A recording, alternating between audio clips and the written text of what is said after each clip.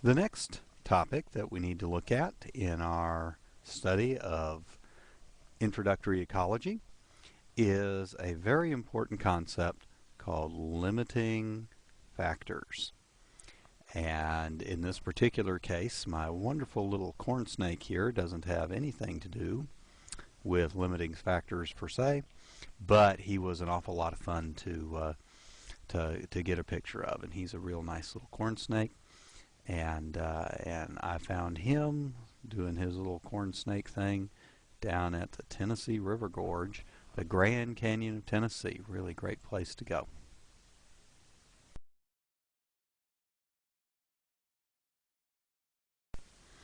Okay, well, let's talk about this concept called limiting factors. Now, every living thing out there in the ecosystem is influenced by a variety of things in its environment. And these things that influence living things, well, we can refer to them as environmental factors. Environmental factors are all the things that influence living things and how they operate. And we can divide these environmental factors into two general categories. Okay, the first category are the abiotic factors. Now, abiotic factors, they represent things in the environment that influence living things that themselves are not living. So, for instance, over here we got sunshine, we've got a cloudiness, we've got precipitation. These are all abiotic environmental factors. Things like availability of nutrients, temperature, pH, the gases in the atmosphere, rocks and minerals, mountains and which way the mountains run and where the valleys are and how high the mountains are. These are all examples of abiotic factors.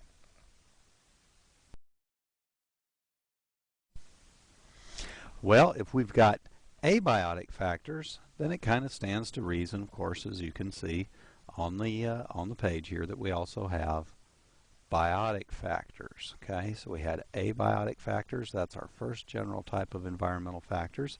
And the second type of environmental factor is a biotic factor. Okay, biotic factors, they represent the living things, or things that have to do with life, living things that influence how other things live. And so here, well, we got to think about this a little more. What's something that a living thing has to do, that it has to get from its environment that's very important to it? Well, what comes to my mind almost immediately is food. Food, or availability of food, is a biotic factor in the environment because it pertains to living processes. Things like disease. Okay, disease is a biotic factor, the prevalence of disease. Things like maybe predators. Okay, if you're a little critter, you got to worry about predators that might eat you. You have to make sure that you have available habitat. Okay, so habitat is a biotic factor. It's something that living things need to do. It has to do with living processes. And so availability of habitat, hidey holes and nesting holes and things like that, these are all examples of biotic factors. Every factor that influences, or that can potentially influence how an organism lives, has some perfect amount, some amount or some level that is just right. And that level that's just right is referred to as the optimum level for that particular factor. You can have less than the optimum, and that's not quite as good, but you can also have more than the optimum. Yep, too much of a good thing is not too good for you either. So the optimum is some point, and on either side of the optimum, you've got something that's a little bit less than perfect. And for every factor that influences living things in the environment, for every environmental factor, there is an optimum amount. There is an optimal level, the level that is just right for every single one of those factors.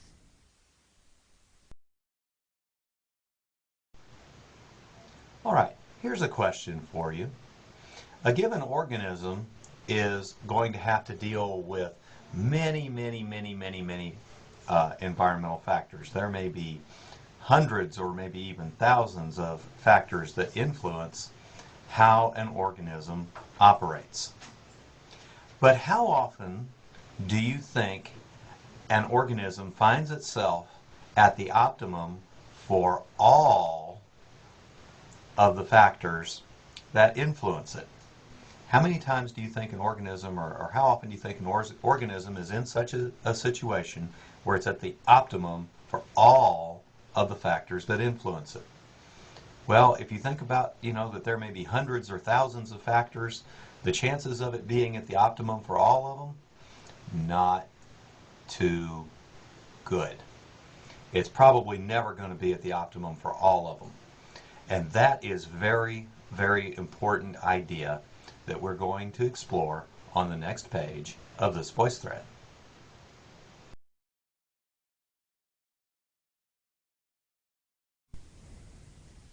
The law of the minimum. Let's go back to what we were talking about on that last page.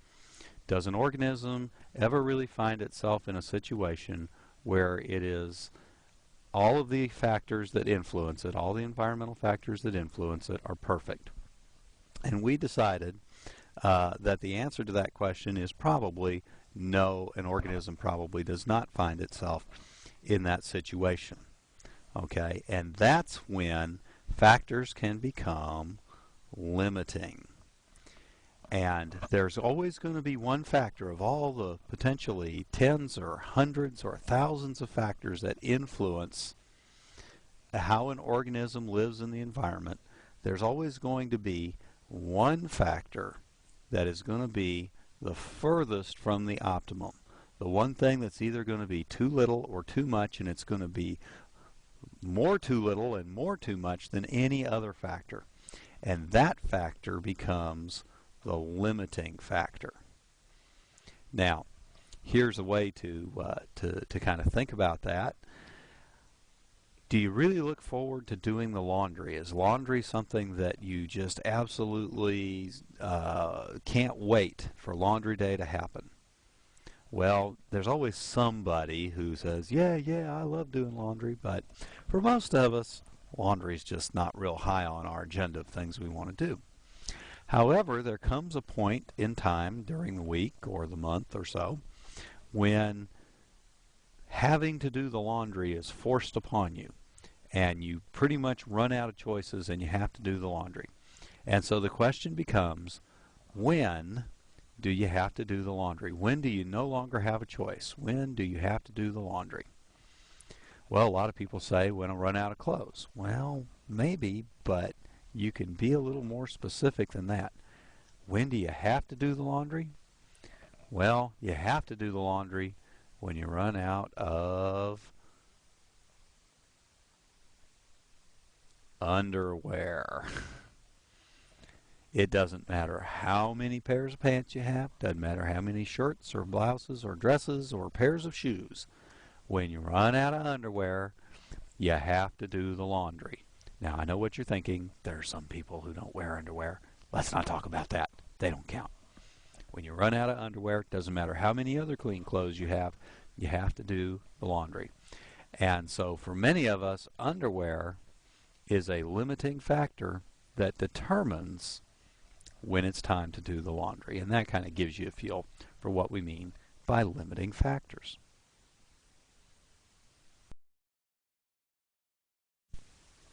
Now, the significance of this, and typically I don't have this much writing on a PowerPoint slide, but here it is. Population size and survival. Whether or not an organism or a group of organisms is going to be able to live, interact, and reproduce is always going to be determined. It's always going to be determined by the limiting factor. Limiting factors control everything.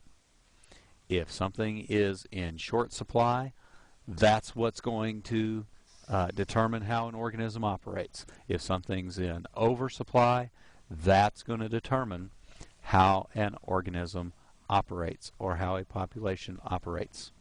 So it doesn't matter if everything else is perfect. If there's one thing that's the furthest from the optimum, that one thing is going to control how a population and how individuals within that population are going to operate. And we can see that maybe a little easily on the next page of this voice thread.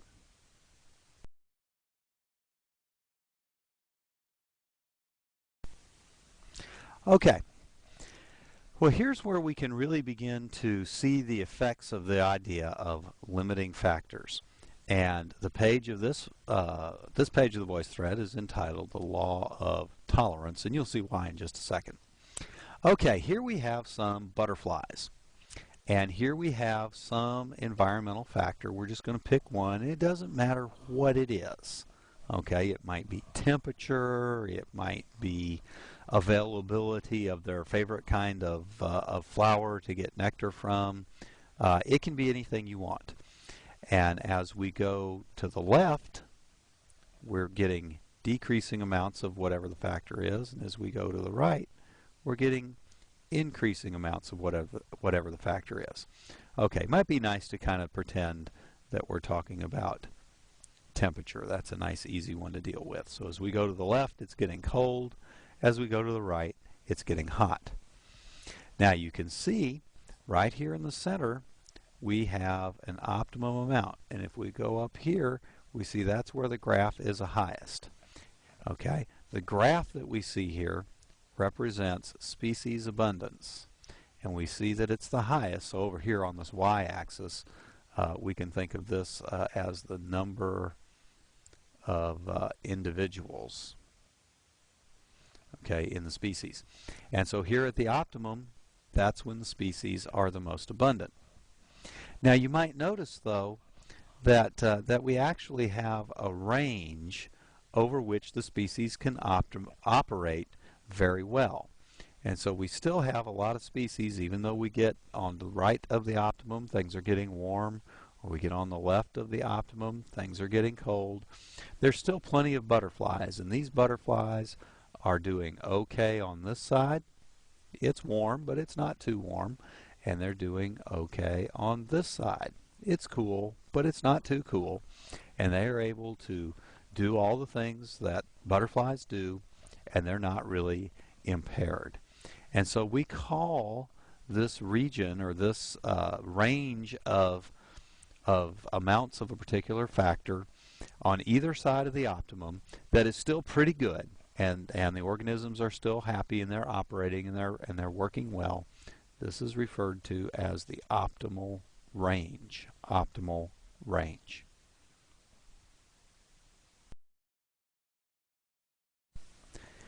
But what's going to happen if we, for instance, continue to go this way and make the temperature colder, or if we continue to go this way and make the temperature hotter?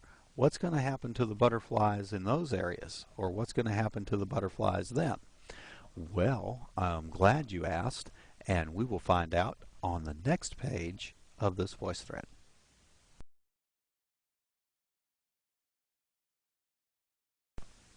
All right, we were talking about an environmental gradient, and we were using temperature as an example, and we said that as we go to the right here, the temperature is increasing, and as we go to the left, the temperature is going to be decreasing.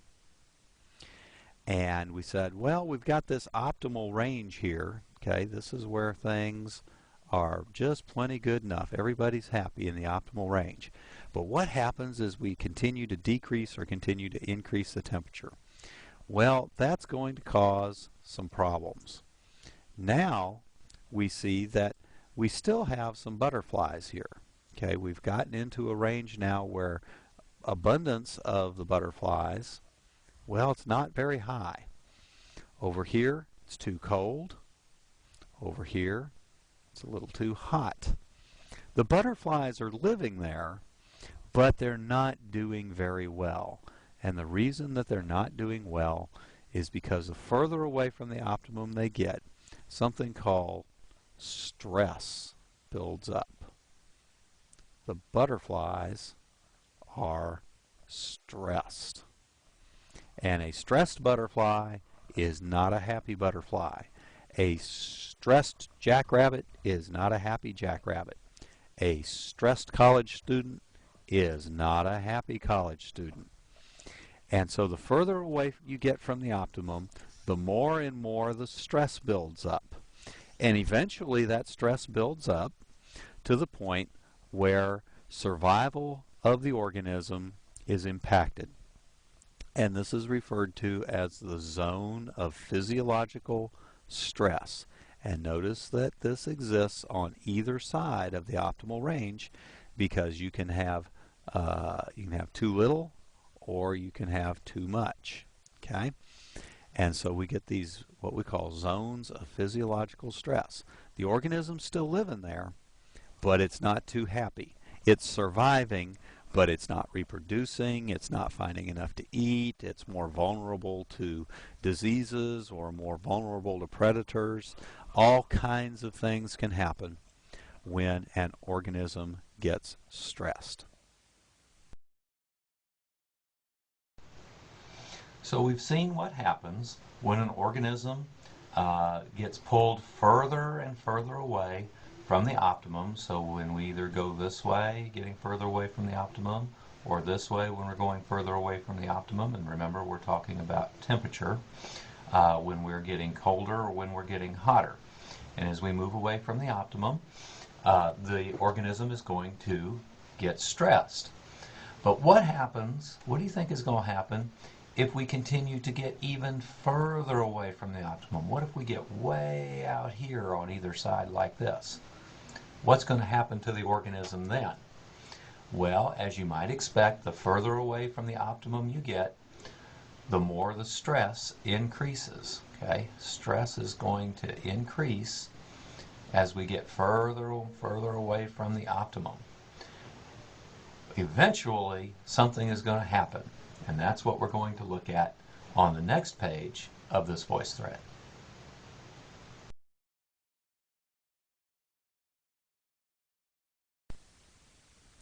All right, we have increased and decreased the temperature. Remember that we're playing with temperature as our environmental factor of interest. And to the right, we're increasing temperature. And I didn't make a plus sign very good there. And to the left, we are decreasing temperature, making it colder.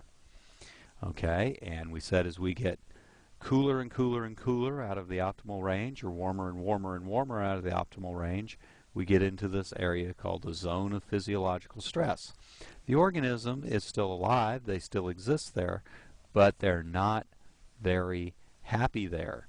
They're having problems. Well, what happens as we take them even further away from the optimum in either direction? Well, the stress is going to build up. Okay, the further away from the optimum we get in either direction, doesn't matter whether we're, whoops, how about a SS? It doesn't matter whether we're getting more or it doesn't matter where we're getting less. The stress is increasing, and it continues to increase, and it continues to increase, and it continues to increase, and eventually the organisms can't take it anymore, and the organism cannot exist there. The stresses are so high that the organism dies. It cannot be expected to live under those conditions. And the organisms die, and we don't find any of them. And we call this region of our little diagram here, this region of the graph, the zone of intolerance. The organism cannot tolerate the conditions in those areas. And so now we're in the zone of intolerance, and the organism, well, doesn't exist in those conditions.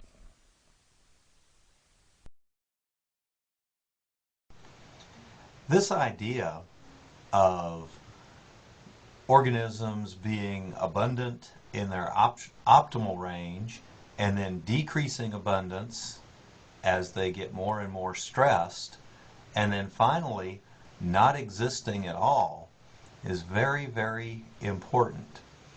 If you think about it, there are many, many millions of species of organisms that live on the earth. But not all of the different species that live on the earth live everywhere on the earth. Different species have different geographic distributions, okay? And those distributions are determined by this idea of the law of tolerance. This is what determines where a species is going to be found on the earth. It has to do with what the different species are adapted to. So we got this idea of adaptation,